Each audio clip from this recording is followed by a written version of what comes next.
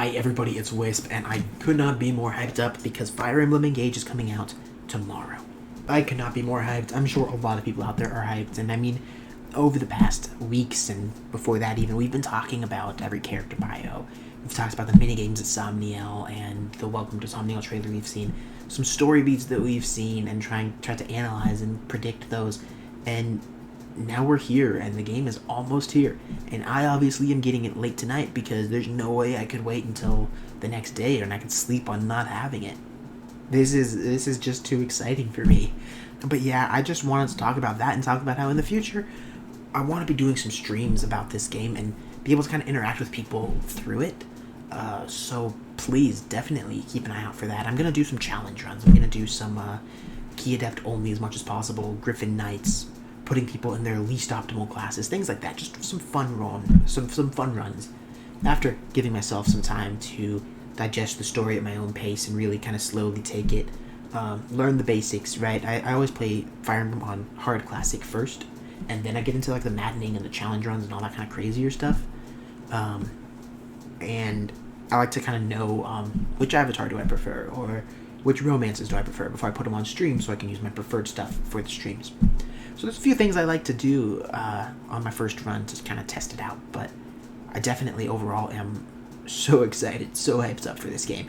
And when it's time, when we're streaming it and talking about it together, I'm hoping that I'll be able to ask you guys, like, hey, who was your final boss team? Who did you lose? What classes was everybody? These are the things that I love talking about in Fire Emblem with people. And it's finally here. We're finally just about in that new game season. We've got one more day to just kind of look back on everything. And so I wanted to hit people with this today. I know to some people this news might be dated, but to some people you might have been avoiding it. The data mine's hit. I managed to stay completely free of anything story related, and the characters, I know the 32 that we have known the whole time, which is the 2 lords, the 4 retainers, and the 1 random extra person from each continent, or each country, sorry. And I know the 4 people from our own home, Lethos, Alir, Fram, Tram, and Vander, those 4. So between that, we got 32 characters playable, which is about the same as 3 houses. But there's one other thing I did look up. I don't know who else we recruit. I don't know the story beats. There's one other thing I know, and it is the DLC emblems, potentially. I mean, this stuff is always taken with a huge grain of salt, right? People kind of sprinkle it out there because the DLC is there. The DLC is listed. And the first 2 DLCs, the Edelgard, Claude Dimitri, and the Tiki rings or bracelets, sorry, I will make that mistake again. But they are listed. It's still possible that one of these was cut for time, or people have changed their minds and the original data is still there, but when the DLC comes out, they're going to update it, right? They haven't announced it, and until Nintendo announces it, it is just a data mine. It is possible that this is old or unused or reused or whatever. Some of this could be gone. But all of that said, all of that disclaimer out of the way, I am going to talk about the DLC emblems. So I'll give you a little bit of time, and I'll tell you there's 5 left that haven't been announced. I'll give you a little bit more time if you don't want to know who the 5 are. Okay, so assuming the data mine is correct, and assuming everyone who wants to click off is clicked off, we can finally get into those. And obviously, my biggest thing is Chrom is one of them. He's the second listed name, I believe, so he should be in the first DLC pack, other than the launch one, so Wave 2. So Chrom should be coming, and I know a lot of people expected it. I expected it, even though I was being a little bit on the nervous side.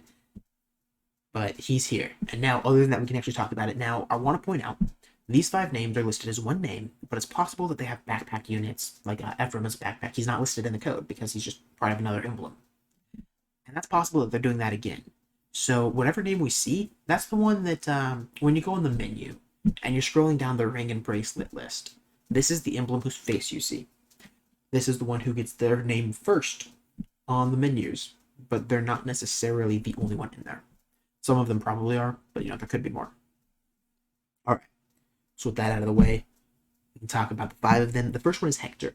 And Hector, I think, is, one of the most logical picks, right? He's popular, he's likable, and he's armored. And so far, we don't have any sort of armored ring or bracelet. The only other potential one is Edelgard, but Edelgard focuses on being a trio of rings, so they're not any specific thing. I think they count as backup. So Hector's going to be the first armored ring. Now, it's possible, right, that Elderwood is a backpack to him, because, again, the backpacks are fair game. We only know the one name, so maybe Elwood is coming. He is the main character of this game, after all. But we don't know for sure that he is. I could see him there, and maybe he could give, like, armored units extra space. Like, now they're sort of cavalry themselves as well. I think that'd be kind of cool. That's all, you know, potentials and maybes and what have you. However, I do think it's good that armored units are no longer left out of this whole emblem. The other thing that I think is pretty awesome is Crom is next, and Crom is the one that like Crom is one person who I'm kind of like. I mean, he's my favorite, so he doesn't need to offer anything. I'm already buying him, but he kind of isn't new, right? Like Hector is something new. Crom is the only one who I don't think changes the gameplay that much. I don't know what he'll do. I think he might be very like break focused. We have Leaf who is, but he's kind of a key adept focused. Maybe he'll be. Maybe that's gonna be his thing. I don't know. Um, bonds and team up attacks have gone to Lucina. So some of Crom's like reckless fighting style. They talk about how he always literally breaks everything because of his tremendous power and training and all that stuff. Like, oops, I think that could come into play. But that's really it. All right, the next one. So the one that got really surprising to me is the next three. If this is all real, Camilla. Now Camilla's great because it's the only flying ring. They could have used Valencia, but they didn't. So that makes Camilla our only flying option. It's also quite possible that Camilla is paired with like Hinoka or maybe even like Xander and Leo and Xander, Leo, and Elise, something like that. But she's the face emblem. It's also possible that it's literally just Camilla. She's a popular character. She's got a good arc.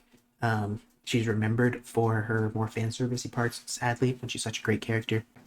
So next up, we have Soren. Soren's the only tactician emblem. Maybe that's kind of his special thing, but really I think he's just there for the Path of Radiance, Radiant Dawn fan service. And I've actually seen a few fans of the Telia series saying, Valencia would make sense. Soren makes some sense, but a lot of them are saying, like, yeah, Ike and Micaiah, you could have given it to somebody that only has one. I guess the only ones that really do, though, are like Alm. Like, Celica doesn't have Alm or Roy, but Roy has Lynn, so there aren't too many games that are missing out that much, but it is funny that there are three from Telius, but